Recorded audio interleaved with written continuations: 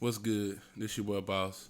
I just wanted to pose the question: was Roddy Ricch "Live Life Fast" sophomore album worth the wait? To me, that answer is no. Let me explain. Roddy Ricch is coming off one of the best albums that came out in the last 2 years with "Please Excuse Me for Being Antisocial." It had so many hits on there, which is notably the number one hit, which is "The Box," which I think that is now a diamond song. It sold over 10 million copies. So I feel like when he put out that album, he kind of reaped the benefits of his labor, sort of say, where he took his time and he felt like he didn't have to rush to come back to deliver another album.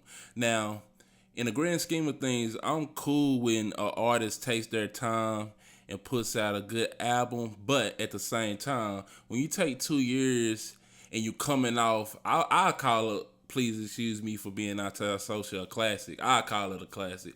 The album is phenomenal.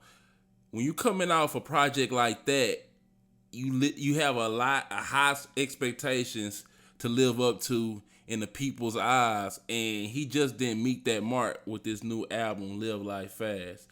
Now, he has 18 songs on this new album, and out of all these songs, the only songs I can really say that are good for radio is "Late at Night," which he already put out, which was the lead single, and my favorite, which is called "Roller Coasting."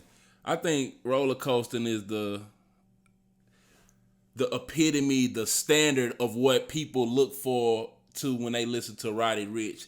If he had 10 roller coasters on this album, he would have met the mark. But I feel like this feels like, to me, like a quote unquote great value Future album. And that's not to diss Future, because I'm part of Future, however, I fuck with Future. But I feel like he's doing his impersonation of what Future would have did. This is not a Roddy Ricch album to me. Now, is the album bad? No. I think this is a good album. And once I've got away from my preconceived notions of how I was expecting this album to sound, I actually enjoy this album. I'm on my probably 4th or 5th listen now. I do like this album. I'm starting to get some more songs that I really appreciate and like Hibachi. 21 Savage blacked out on Hibachi.